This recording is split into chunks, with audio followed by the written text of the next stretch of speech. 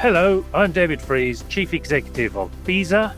Welcome to Behind the Built Environment, the podcast where I delve into the major issues facing our industry through in-depth conversations with key industry leaders.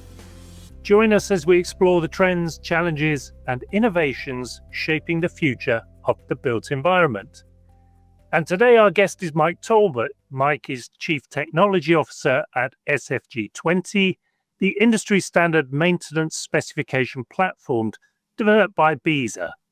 With a strong background in applying cutting-edge technologies to the built environment, Mike leads SFG20's tech strategy, focusing on AI, IoT, and data-driven compliance. He's spearheading initiatives that use large language models to interpret complex asset information, automate maintenance scheduling, and embed predictive analytics and digital twin frameworks into routine building management. I should have thought of that on the script, how that would be alliterated later.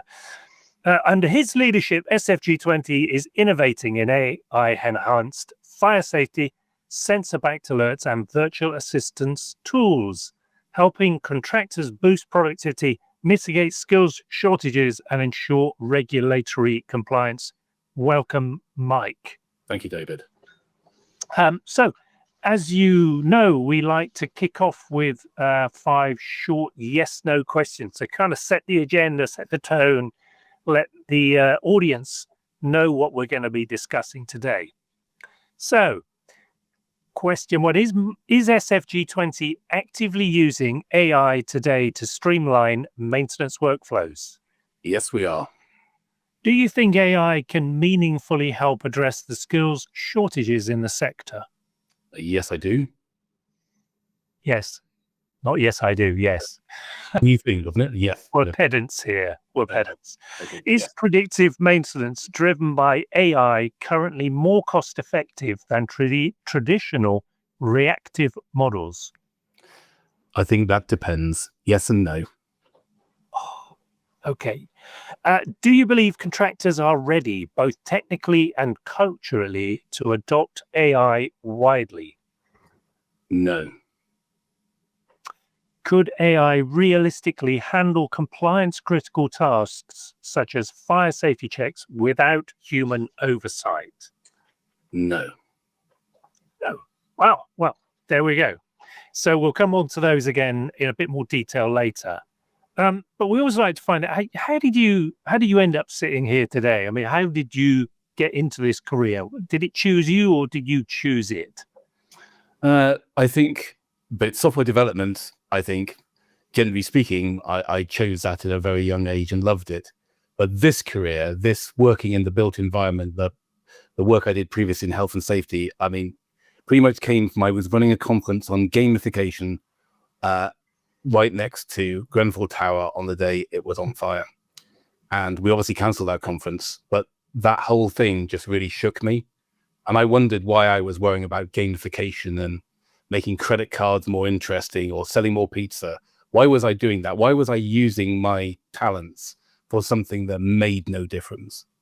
And by the end of that year, I'd moved into starting to work in this space and to build technology for this space. And it's been the best move I've ever made, I think.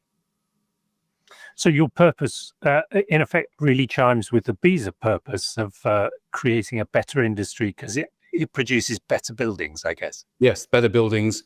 We spend so much of our time in buildings that, are owned by other people or are managed by other people. They have real dangers to us, chronic health dangers, all of those kind of things. But there's also all that efficiency, all the wasted money.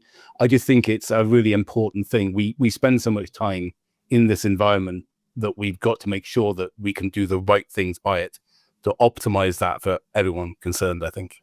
Great. So let's ask a sort of a big picture question. So if we look beyond just building services, when we talk about AI adoption across society, what do you think AI can do well? And does that mean, and what can't it do, crucially? And does that mean we should fully embrace it, or should there be more tighter regulation? Should we be fearful of it? I think that it's an incredible revolution, right? I don't think in my career I have seen anything happen which is going to have, and it has already had, such a profound impact on society and is just accelerating. What can it do really well is it can recognize patterns. It can do what we would describe as natural language processing. Is this sentence, paragraph, description similar to this paragraph or description? And it can automate and process that on a huge scale. And that is a really hard problem. That right there is a fundamentally difficult problem. But it's also revolutionizing the way that we just think about solving problems, because AIs are not the classic categorical, I know what answer I'm going to get. When I put in the same data, I get the same answer out. That's just not true. So that in itself has a huge potential set of risks. And I think that we still don't really understand how it works. We do see that it works and it provides really valuable output, but it's become a different kind of technology from the one that I'm used to. So I think it's incredibly powerful in society. I think it's good for society in many ways. I think we're going to see revolutions in healthcare, in technology outcomes, in discoveries. But I think it comes with a lot of downsides too. I mean, the ability to fake someone's voice in 9 seconds of audio, and the ability to make anyone say or do anything on a video that can then be shared, that is a real impact that's really affecting us right now, and that's very negative. So I think it's to be treated with trepidation. So do I think there should be more regulation around it? I think we should be very careful about allowing AI to run just into anything. I think we need to be careful around that, but we've got to do that without stifling innovation. And I think there is an interesting balance for our times and the lawmakers of our times. It's interesting about the human interface. So I was aware until fairly recently that AI can hallucinate and create research that never, or shall we say, quote, research that never took place. Mm-hmm. But there was an article in The Economist recently where it talked about AI actually lying to the people.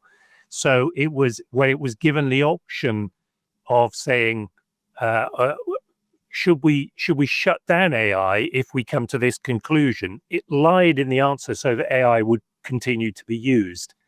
Oh, yes. Is that a significant danger for somebody, say, who is considering using it to set out their own maintenance schedules or to quote the law?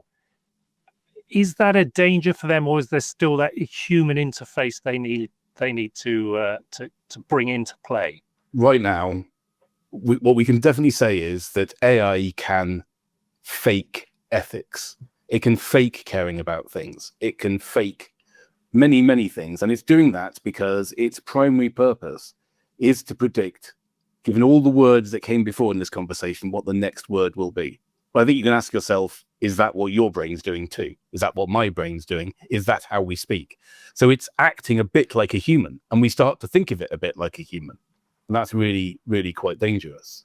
I mean, these experiments, the ones on AI security, and when we talk about AI security, we're not talking about will it hack someone? We're talking about would it blow up the planet if it got the chance? They've done all these kind of tests where, an AI is been told it's going to be turned off in a pseudo environment and has been given access to the emails of the person who was allegedly turning it off in a simulated experience. And it tried to blackmail them because there was evidence in their emails about them having an extramarital affair.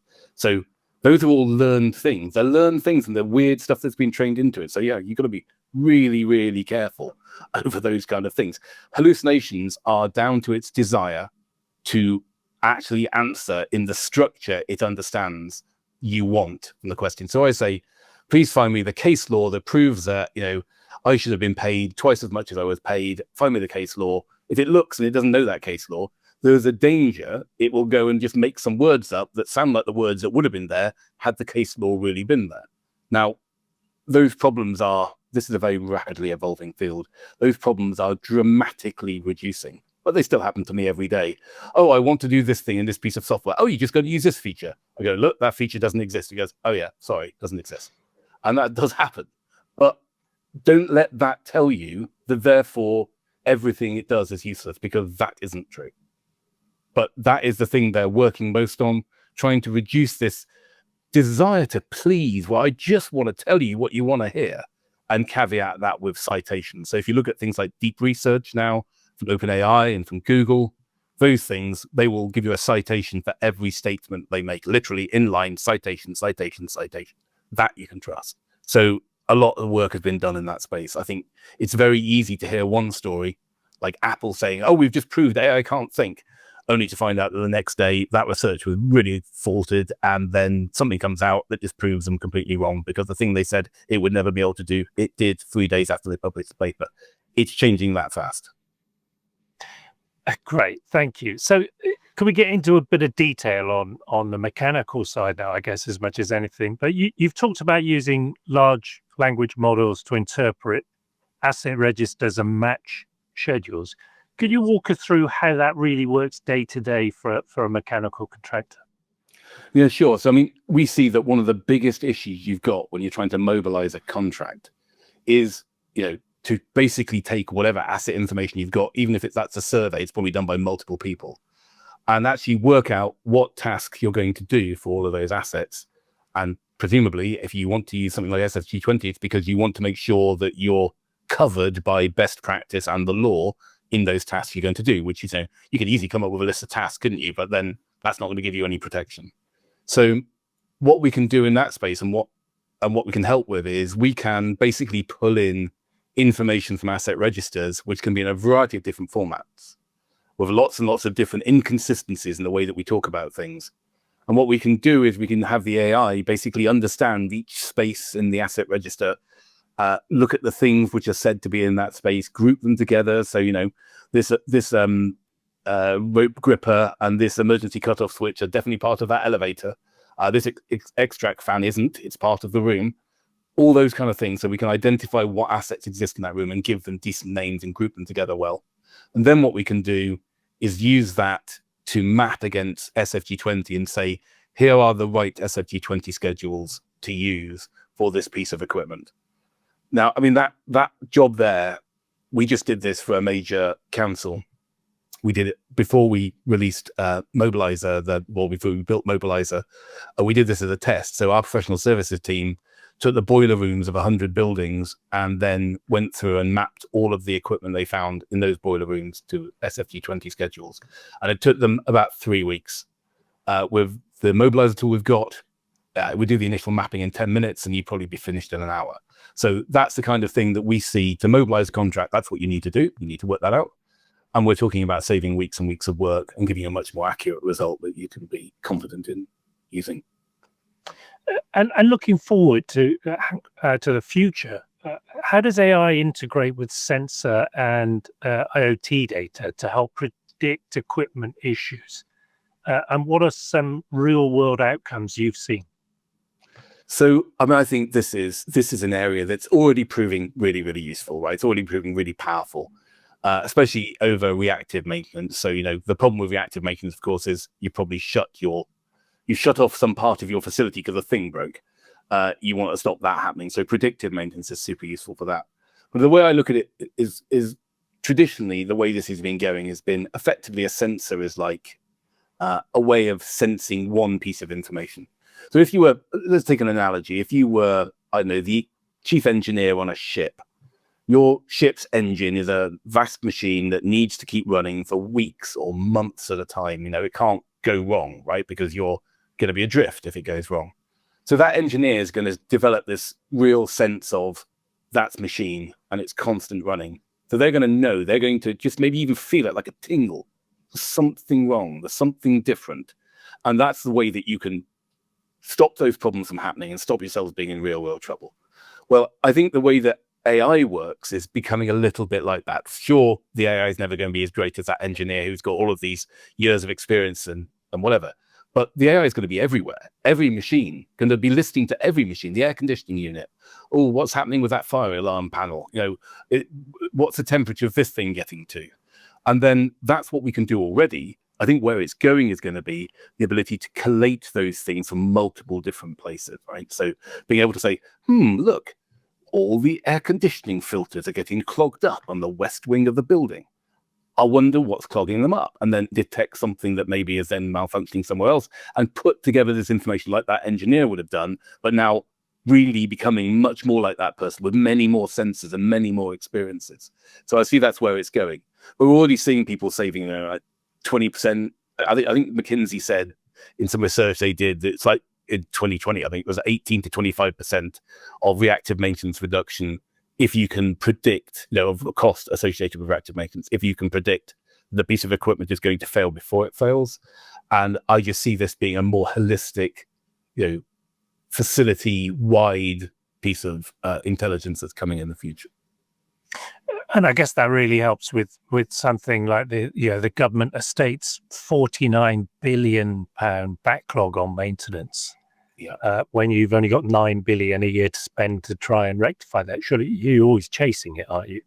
Yeah, absolutely. And I think that's the thing. You need to be focusing in the right places, don't you? So, I mean, for me, the use of sensors is a way of significantly reducing the cost of doing some tasks associated with maintaining a building. There'll be some that you need a human to do, that you'll never trust a sensor because, obviously a sensor is a machine and machines fail, right? That's why we do maintenance. So you've also got to maintain your sensors. So it's it's becoming a bit of a Russian doll if you're not careful. So you're always going to need humans in the loop, if you ask me, for the foreseeable future. You're going to need humans in the loop. And I think but those sensors, if you can reduce the amount of carbon emitted by vehicles going to places to look at a thing when you didn't need to look anymore, because you've got a sensor that's effectively as good as looking for all of these intermediate checks, that's fantastic. And that's a real thing that SFG20 are focusing on going forward. How can we maximize efficiency of budgets by utilizing this kind of stuff and predictive work and merge that into it so that we can make a standard which is adapting to the huge advances in technology we have in the modern world. With so much software, really, it's rubbish in, rubbish out if you're not careful. And data is, shall we say, at the best patchy in this industry, particularly with legacy systems. How do we overcome that? I think that it's interesting, isn't it? If you look at our market compared to the USA, we build in a lot of stone and mortar here, and we build things that we think are going to last a long time. We don't put stuff up and then tear it back down again. Now, I'm sure you don't do that with a skyscraper, but we have this much older legacy building stock, don't we? And that is a real problem because not only is that fabric old, but the systems within it probably didn't get refurbished on a regular basis. So we've got all of these very different bits of systems that sit within there with various levels of technological sophistication, different protocols that we might use to communicate between those things. So that's one of the big challenges. We've got legacy stock with legacy equipment that has not got a standard upgrade procedure. But again, this is where I can see AI helping a lot. As a software engineer, I look at problems like that and think to myself, I'm going to spend the next 6 weeks reading manuals of, oh, look, it's a blah, blah, blah sensor from blah, it outputs this data. How would I turn that into this data? You'd spend all your time doing that. This is where, in my world, AI is so helpful, right? Because AI is like the very well-meaning, extremely well-read colleague who's not as good as you at their job, but they know loads of stuff. So if you say to them, how would I plug this to that? They would just tell you. And you go, oh, right, fair enough, we'll go make one of those then. So it's this sudden ability to be able to pull that together. And I can see AI working in that space very well to help us integrate this data. Because obviously my yes and no answer in the introductory questions for can it work? Yes, predictive maintenance definitely works if you've got the data. No, it doesn't work for most people because you haven't got the data. So that's the yes and no answer there. If the answer is no, if you haven't got the data, there's no way you can actually make this thing work. So I really see that as being an area that I would like to look at us helping in where we can, certainly by building a standard that helps people understand what data is necessary so that they've got something to aim at. That would be super helpful. But also I think that AI can help us there by creating us these kind of integrations. And there are some great tech on the market, been on the market for the last few years for integrating disparate systems in a really easy way. Using that alongside AI, I think is probably the way to go. Upskilling is another major pain point. I think we already in the industry have very low digital skills. How do you develop the workforce training in the services sector, the building services sector?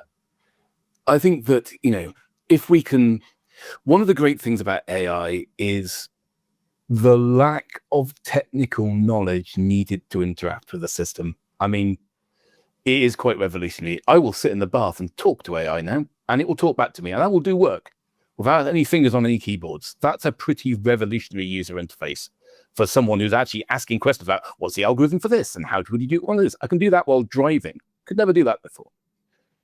I think that's really, really helpful when we're talking about upskilling people, because access to information and confidence in one's responses is a really important part of upskilling and becoming confident enough to actually do your job properly. And it's this reduction in the amount of time I'm going to spend Googling and then desperately searching through a thing I don't understand to find that one paragraph I actually needed from this hugely complicated paper or document to help inform me about a decision I was making or a thing I was learning. And the other thing is, humans are naturally, aren't we? We're naturally, we want to look like we know what we're talking about. I know I do. You have this peer pressure. You don't want to ask stupid questions, which can really lead to these kind of like silos of people not really understanding a thing because they felt like they always ought to have done. We don't have any problem with that with an AI. I'll ask an AI, what does this term mean in this sentence? I don't really, that's not how I use that word, or not how I understand this piece of equipment, or what's it for? And that sudden access to information with a really, really simple interface to do that, just typing some words not in a specific dialect or grammar or specific forced structure that I've had to learn, just asking questions. The reason why search changed the internet was the ability to access information, but this is much, much more than that. This is the ability to summarize and cross-reference information and do it really, really quickly with an incredibly simple interface and a lot less pointless reading. Yeah, we always kind of say that, it's the stuff you don't know, which gets you, because you can't Google it, because you need to have some understanding you don't know it. Yeah. Has ChatGPT and others kind of taken that away, or is there still that element of stuff you don't really know? You trust it? Yes. So if you're an absolute expert in something, you will know more than one of these large language models would know. But I constantly ask ChatGPT or the equivalent Gemini Pro or something like that. What have I not asked? What have I forgotten? What are the problems here? One of the classic things to do: read my entire code base, tell me, fix a bug for me that I didn't know I had. Make it the most difficult one, and it can just do that. So you literally can treat this like, yeah, sure, it may not catch every circumstance. That's why I'm going to be careful. It's why you need expert humans still, because I wouldn't want to say that it's going to say every one of those things. But I can tell you, it asks me questions and makes me think. And I will sit there and argue with it. I'll be going, you should do it like this. I'm not doing it like this because of this problem. Right. But what about this? And those interactions are interactions which would be incredibly costly interactions with one of my colleagues. I'd have to set up a meeting up to have that conversation. And effectively, it's like in software development, we talk about rubber ducking, right? We have a rubber duck on our desk. I've actually got one right over here. A rubber duck on your desk. And when you can't fix a problem, you tell the rubber duck what the problem is. And the exercise of linearizing your thoughts and describing to your completely pointless plastic duck what's wrong help you realize the answer to your problem. Well, AI is like a rubber duck that does answer back and asks really clever questions, so it helps you be cleverer. Just a small point. Do you talk to AI or do you type it in? I do both of those things on a regular basis. It depends what I'm trying to do usually. So AI now, if I'm programming, doing my programming work, well, it's integrated into my environment, so it can read my entire source code. I don't have to copy and paste it or anything. It's just reading it, but it can edit it as well if I want it to. But when I'm discussing concepts and ideas, I tend to talk to it using one of the human voices. And that can search the web and all these kind of things. And that's really good for exploring ideas. So if I don't understand the thing, I'll very frequently be talking to it.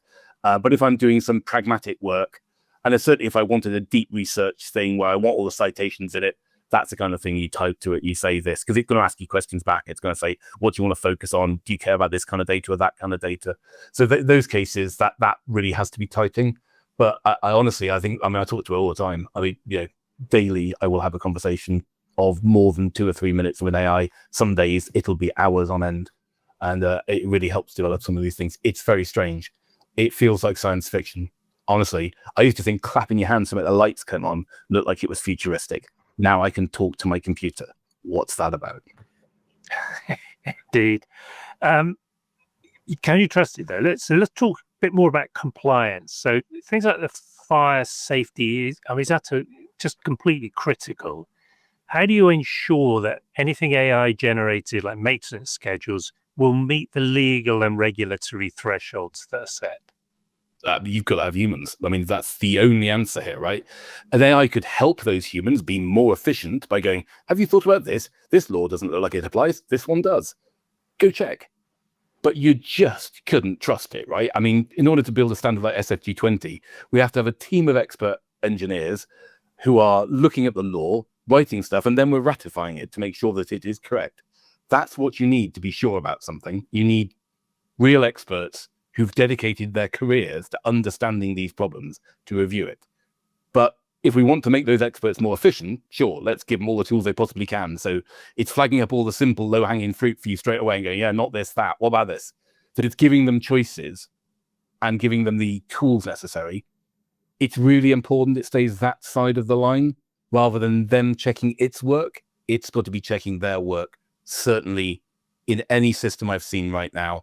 When I do that, I'll say, make me a maintenance schedule for this. And then I'll say to another AI, criticize that maintenance schedule. And then we'll look at it and they'll go, they're both wrong. The critical one was quite interesting and the things it found wrong in the other one, which we do a lot. So critical AIs are really important, right? Take this thing, what's wrong with it? Why doesn't this fit the law? That's really, really helpful because that speeds up the job of somebody else having to read that or go check. But they still have to do that final validation pass. They've still got to apply all those years of knowledge. It's vital. And I'm always struck by the sheer volume of change that comes through either regulatory or best practice or whatever it is, how you keep pace with it. Is that basically what you do in SFG20 then? That you have humans at the back of this going, is this correct? Is this right? Yeah, absolutely. I mean, 700 changes, I think it was last year. I mean, that's, it's very, very regular for us to have to change this. And there's your problem with AI, right?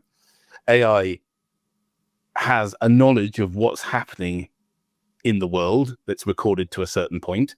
It doesn't have access to things like British standards or SFG20 schedules. And even if it did, it wouldn't have access to the latest ones, which would have changed because some law changed. That's the important thing, right? So the important thing is that of course, the world isn't stable.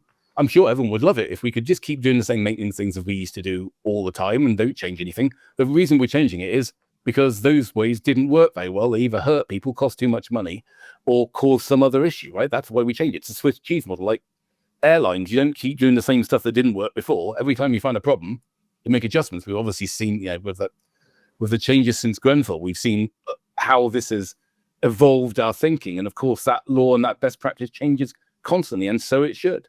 That's how we make an efficient, modern, safe industry that's the best it can be. And nothing that doesn't have that as its primary imperative and doesn't understand that is a constantly changing environment for which there need to be both practical and ethical decisions made in order to get the results out the door. And those things have to be validated by people. I mean, there's just no other way. So where do we think building maintenance is going in the future? Is it heading towards autonomous diagnostic and perhaps end-to-end digital twins? I think, yes. I think both of those things are definitely possible. I mean, obviously, digital twins, again, works a lot better with modern construction because you've got that. But as soon as you've built one, if you built one for a brand new building, and then when you upgrade things, you make sure that the digital twin's kept up to date and still integrates properly. It's a really fantastic way of collecting data, which you could then analyze. And yes, autonomously identifying problems from multiple sensors. I can totally see that happening. Get the data, run an AI over it, and constantly have that, that effectively the equivalent of Bob, who knows his building like the back of his hand, wandering around the corridors every night, seeing if he hears a weird creak. You've effectively got a much faster, more cost-effective, omnipotent version of that for a particular building if you've got a fantastic digital twin. So I see us going that way. I think that, being able to predict what will fail, but also having the other side of that tension, which is ensuring that we have validated that this thing won't fail. That's a really, really important thing. And I think obviously for me, humans are going to be, people worry about AI taking their job. Well, no one's taking your job in this space. We're already, it's going to help you with your job. Certainly not going to help any engineer go and maintain a thing for a very long time from what I can tell. These are things which take expert skills, take expert knowledge, and a real sort of, ability to crawl into small spaces and reason on the spot and use all those complicated tools we have as a human that computers just don't have and robots don't have any kind of those things right now. But, I see that evolving. I do see that continually improving assistance systems. It's like, your car tells you when it needs a service now, doesn't it? It knows you need a service. It's going to tell you, oh yeah, you should probably do one in 1,000 miles because it knows how you drive the car. So all of those things working for buildings make total sense to me. And I think that's where we're going next. And where the future is, I mean, honestly, it's quite revolutionary right now. And I think that I don't know further than that, but I see that as a pragmatic, realistic step we can all make right now. Yeah, actually, my watch tells me when I need a service all too frequently. But this is an industry where return on investment is the thing. We misidentified many clients wanting a building. They want a return on investment that requires on time, on budget, and quite often the return on investment will be earned by somebody else in the future, and therefore, is always just keep it cheap and move it on.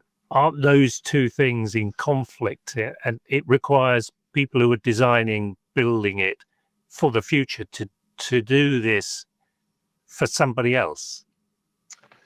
Yes, I do think that, buildings are a legacy, aren't they? I mean, and obviously a lot of people in society do work on things which have longevity. It is very much harder to do that when you've got bills to pay and a team of people to support. I think that there's more to it than that, though. I do think that there are pragmatic in short-term benefits from doing some of these things, right?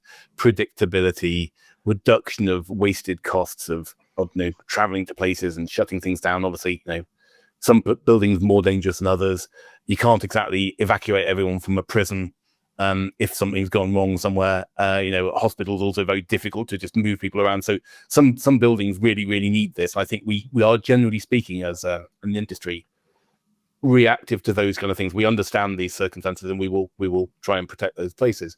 But I think every building, what we need to do is drive for short-term ROI without throwing away the long-term stuff.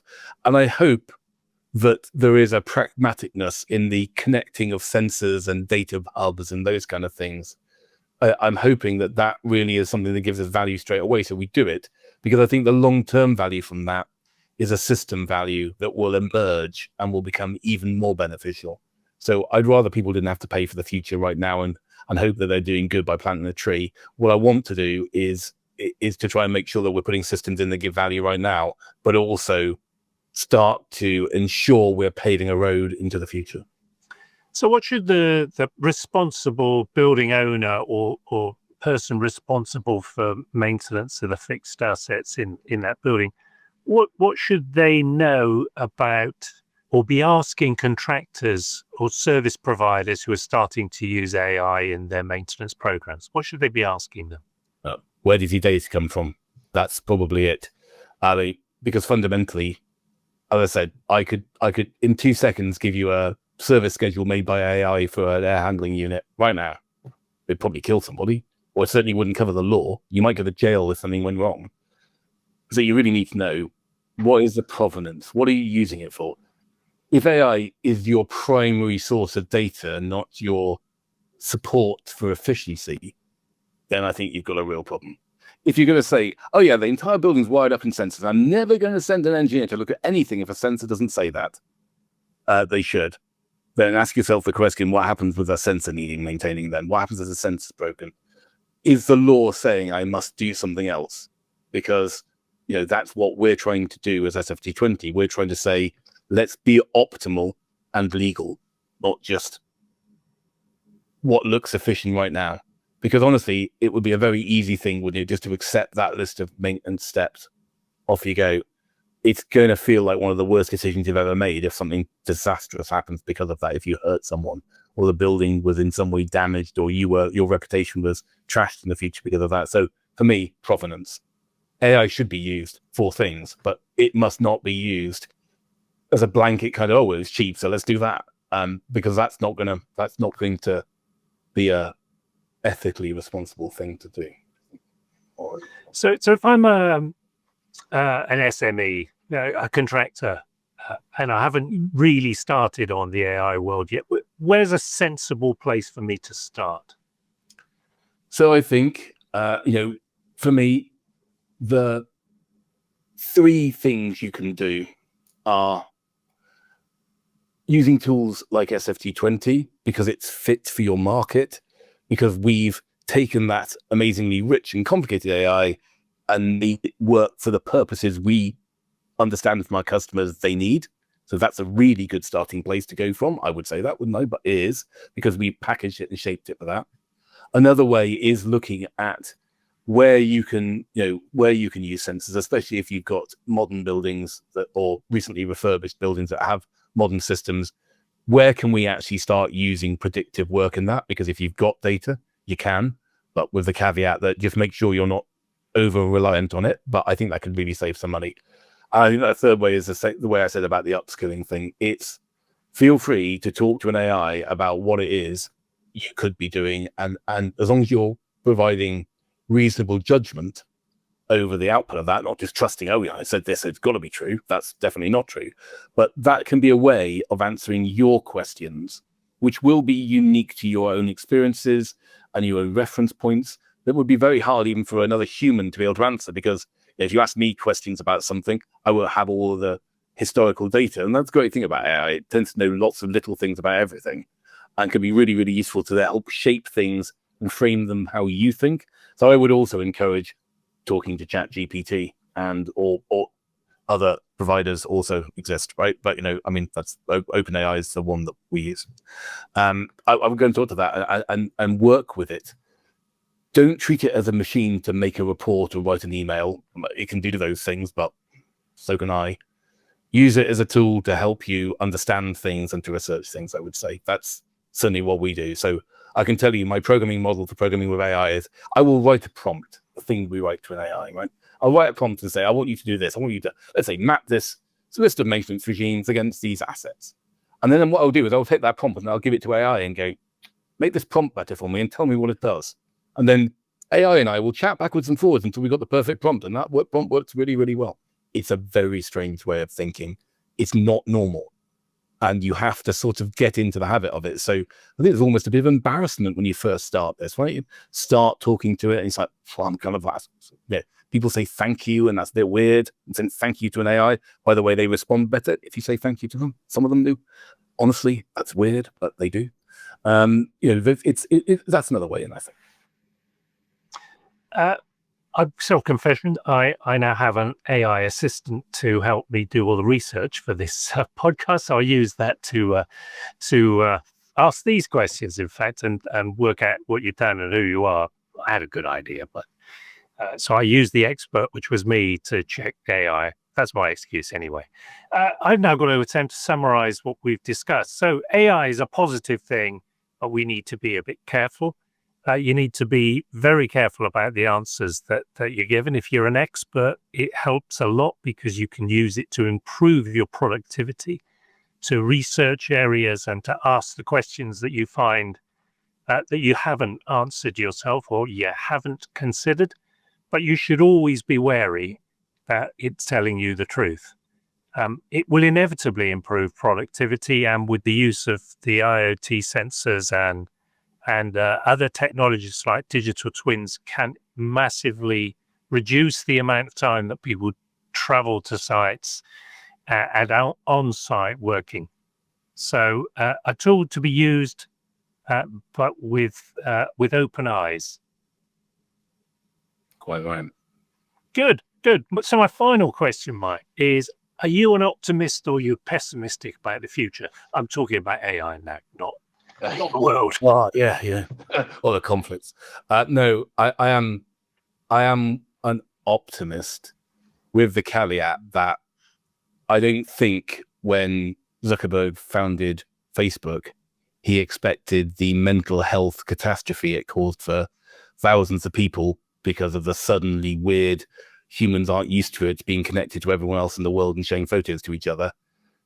Things are going to come out of left field. We already see some of them. We can see the fake news. We can see the attempts to replicate people's voices, to have phone calls, to say, please give me money that we shouldn't be giving people because it's an attack. So it's a future that's going to have stuff in it that is really quite surprising, because that's what you know about these things. However, I just think the world's going to change for the better in many, many ways. We just need to guard ourselves against the unintended consequences of success, I think. Mike Talbot, Chief Technology Officer at SFG20, thank you very much. Thank you, David.